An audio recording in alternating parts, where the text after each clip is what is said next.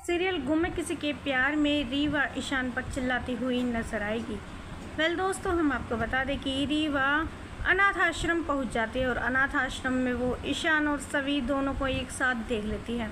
रीवा ईशान को ज़बरदस्ती घर ले आती है, कहती है कि ईशान, मुझे तुमसे कुछ ज़रूरी बात करनी है, तुम घर चलो।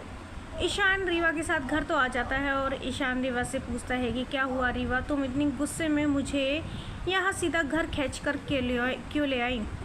रीवा कहती है कि ईशान, मैं परेशान आ चुकी हूँ तुम्हारी हरकतों से।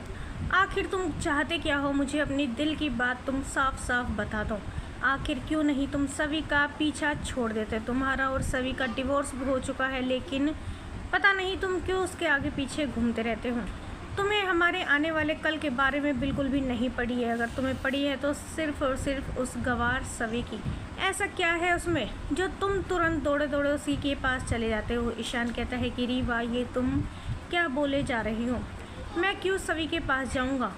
जब मैं अनाथ आश्रम पहुंचा तो सवी वहां पर पहले से ही मौजूद थी और मुझे तो पता भी नहीं था कि सवी और उसकी ताई वहां पर है, वरना मैं वहां पर नहीं जाता। सवी और मेरा मिलना तो बस एक इत्तेफाक था और कुछ नहीं। रीवा कहती है, ईशान झूठ मत बोलो, ये इतना बड़ा इत्तेफाक कैसे हो सकता है। सवी वहाँ पर थी और उसके पीछे पीछे तुरंत तुम पहुँच गए, और वो भी उसी दिन। इतना बड़ा इत्तेफाक तो नहीं हो सकता।